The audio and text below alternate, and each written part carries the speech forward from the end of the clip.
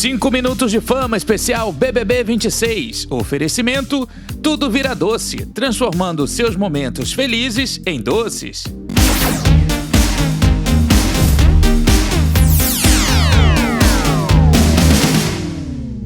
Olá, sejam todos bem-vindos a mais um 5 minutos de fama especial BBB 26. Antes da gente falar sobre o eliminado dessa semana, eu queria fazer uma correção. No programa anterior, eu havia dito aqui no 5 minutos de fama que o Babu tinha sido o 8º eliminado. E na verdade, o Babu foi o 7º eliminado. Por quê?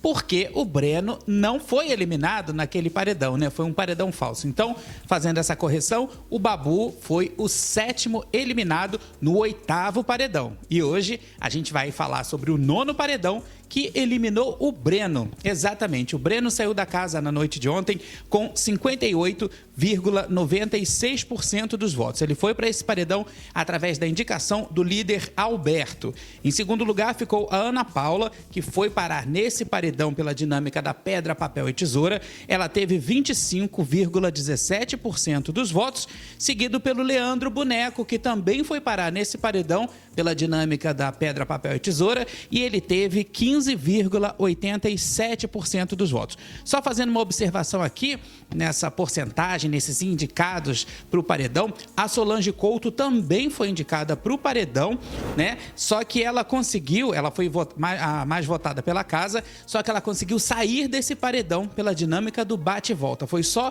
o Babu ser eliminado que a Solange conseguiu a sorte de ser salva, né? Na prova bate e volta. Falando então sobre a saída do Breno, eu demorei muito tempo para entender o tipo de jogo do Breno, né? Porque, afinal de contas, ele criou um jogo para ele criou estratégias para ele e foi difícil. Eu acho que ele foi o jogador mais diferente, assim, acho que de todas as temporadas que eu já trabalhei, que eu já acompanhei, ele foi o jogador mais diferente, porque ele criou estratégias dentro da cabeça dele, ele criou as logísticas, né, de jogo dentro da cabeça dele, e a gente aqui fora não entendeu quase nada, né, sobre o que o Breno pensava, sobre como o Breno agia.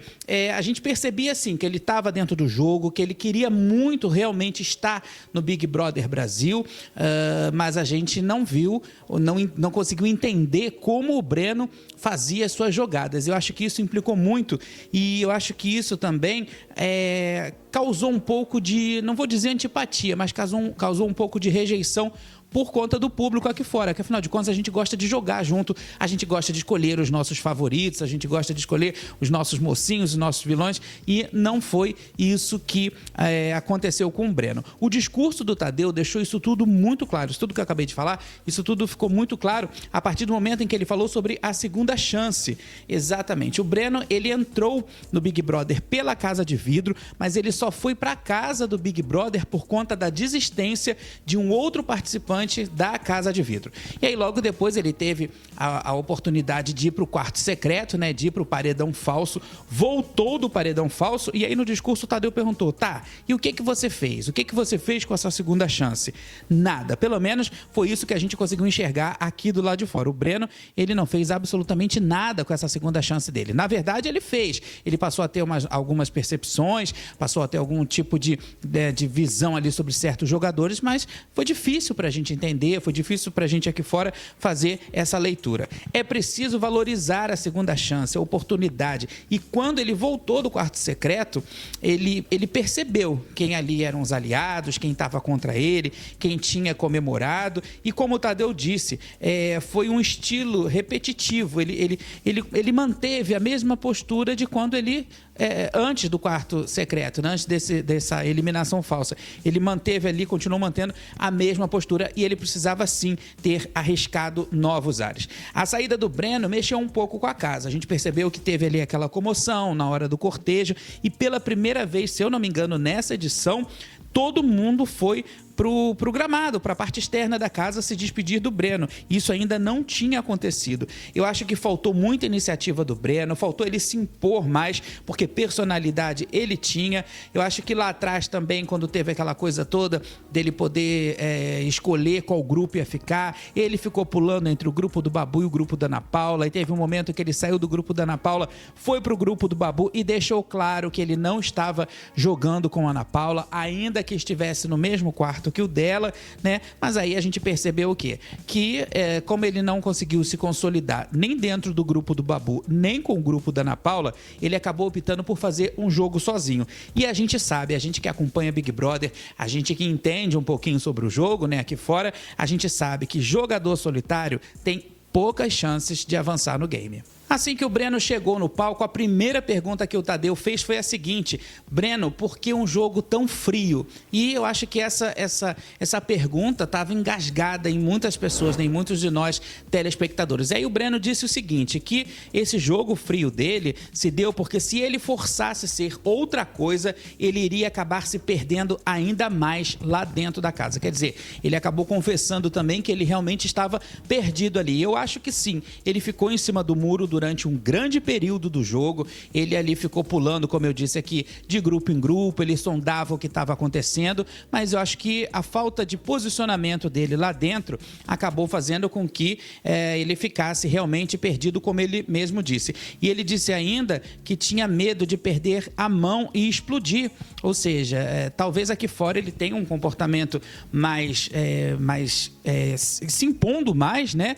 Mais colocado, e lá dentro ele tentou manter o máximo de controle. Afinal de contas, realmente, dentro do confinamento, as tentações e as confusões, os embates, eles são muito maiores. Mas ainda assim, faltou para o Breno transmitir para a gente essa percepção estrategista que ele tinha, né, que ele fazia do jogo, porque com esse nível de percepção dele, com a leitura que ele fez do jogo desde o início, ele poderia até ter liderado um grupo, né? Tinha ali o grupo do Cowboy, o grupo do Cowboy com o Jonas depois teve o grupo do Babu, o grupo da Ana Paula, e ele poderia até ter liderado um grupo, porque ele teve afinidade ali, ficou bem claro também pra gente que ele tinha aliados dentro do jogo. Tinha o Juliano, tinha a Samira, a Chayane, a própria Marciele também, com quem ele jogou. Depois ele disse que se sentiu traído, né? Porque ele fazia parte ali do Quarteto Fantástico, e aí ele se sentiu traído. Então, assim, mas talvez se ele tivesse colocado um pouco mais, talvez se ele tivesse exposto um pouco mais do que ele pensava e não ter ficado tanto tempo em cima do muro,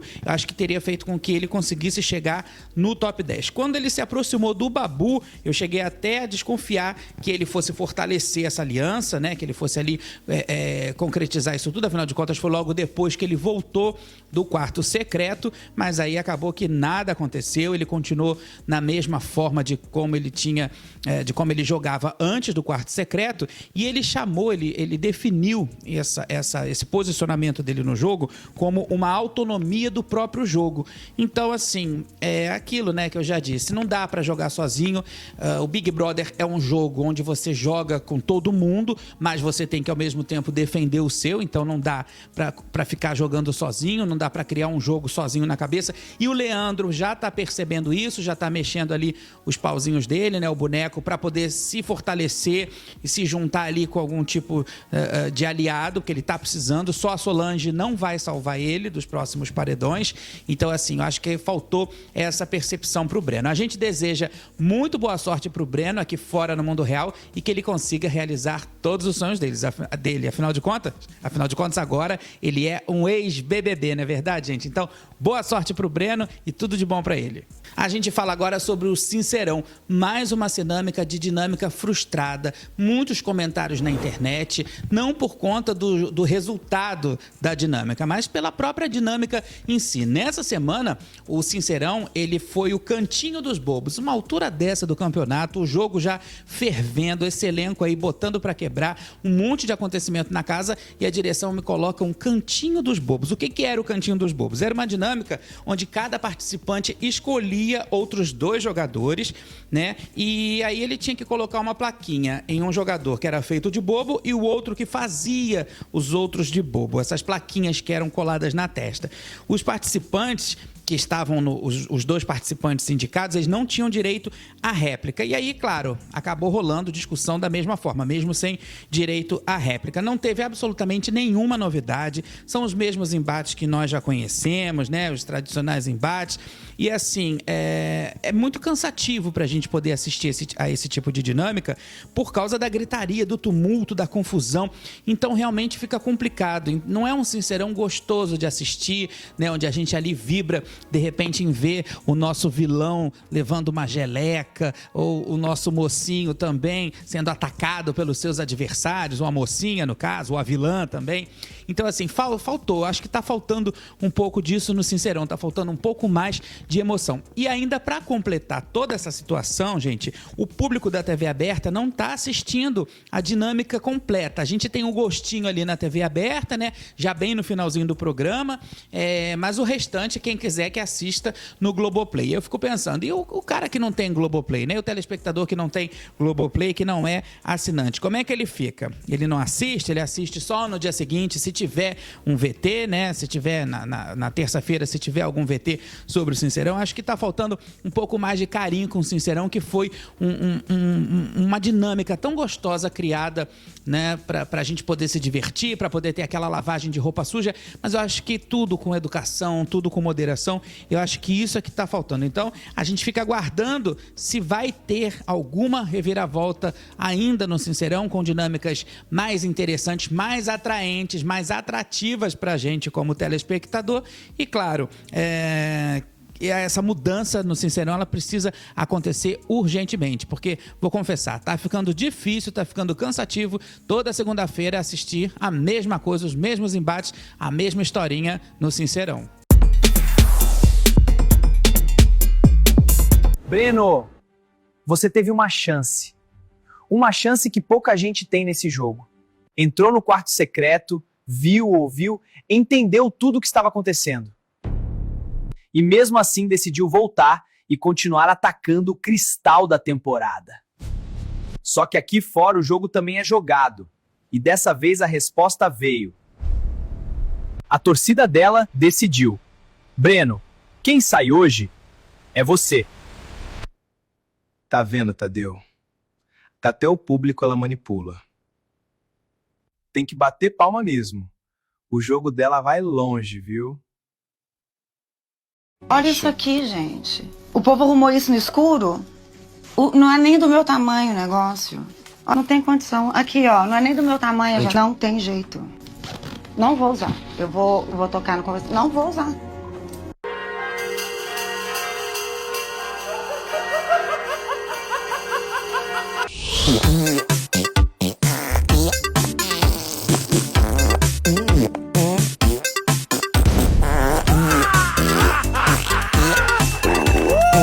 Gente, colocaram fermento na panquequinha de banana. Ela tá crescendo. Cowboy, reverter não, mas renovar a imagem de vilão você tá conseguindo com sucesso. Jordana, todo mundo já entendeu que você prefere os machos, diferente da Marciele. Tá aí a Chay que não me deixa mentir. Helena, quando a gente fala assim, cagar pros adversários, não precisa levar tão ao pé da letra.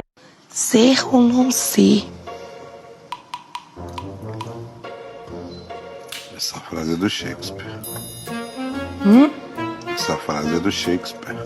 Shakespeare? É. Shakespeare. Nunca leu Shakespeare? Shakespeare. Romeu e Julieta. Shakespeare. Shakespeare. Shakespeare. Já leu? Não. Pra você que disse que gosta de romance. Uai, por favor, né? No meu tempo. Mas tu quer que eu tenha lido tudo? Se eu fosse, entendeu? Porque se eu fosse...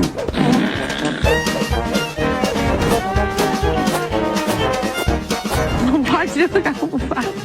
Ela não fez isso. Pelo amor de Deus, aí já falta de respeito.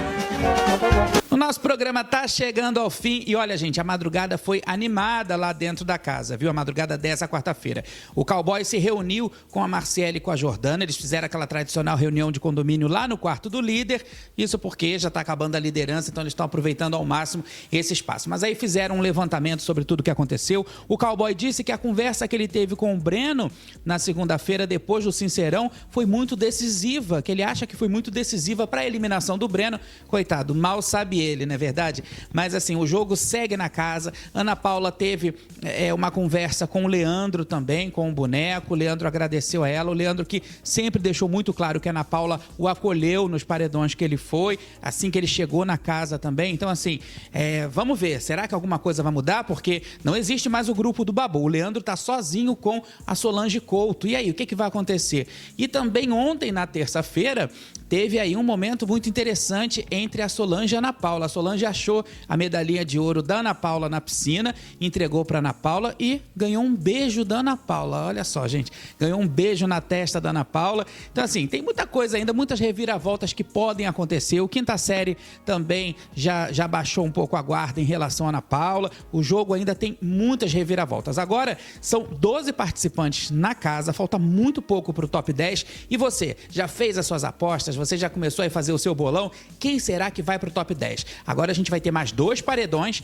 e depois desses 2 paredões, o top 10. Mais 2 participantes aí vão rodar para a gente começar a brincadeira gostosa do top 10, né? Da reta final. Hoje, quarta-feira, tem festa do líder Alberto. Ele disse, né, como tema que ele gostaria muito que a festa fosse de Halloween. A gente não sabe se vai ter uma noite das bruxas em pleno março, né? Mas vamos ver o que vai acontecer. Vai ser muito interessante se for uma noite das bruxas, né? E vai ser mais interessante ainda a gente saber quem vai ser o participante que ele vai barrar na festa. Será que ele vai barrar a Milena de novo? O que eu adianto para vocês aqui no 5 Minutos de Fama é que não vai ter mais aquele castigo, aquela prova daquele caderno para preencher, né? Daquele caderno de caligrafia gigante. O Tadeu ontem no programa, ele muito rapidamente, sem entrar em detalhes, ele disse que vai ter uma nova dinâmica pro Barrados no Baile e a gente espera, porque afinal de contas a gente já não aguentava mais aquele caderno. Salve a Ana Paula, que boicotou por 2 vezes essa prova tão chata, tão enjoada, que a gente não gostava nem de assistir, né? Porque era tão sem emoção nenhuma, ficar ali só escrevendo 850 vezes, sei lá quantas vezes que queria a festa. Então, a produção caiu na real e resolveu mudar. Então, ao que tudo indica, hoje, quarta-feira, a prova, o desafio, né, do Barrados no Baile não vai ser mais aquele caderno chato de caligrafia. Quero agradecer o seu carinho, a sua audiência, muito obrigado pela companhia e eu volto na semana que vem com mais um Eliminado. A gente se vê, até lá!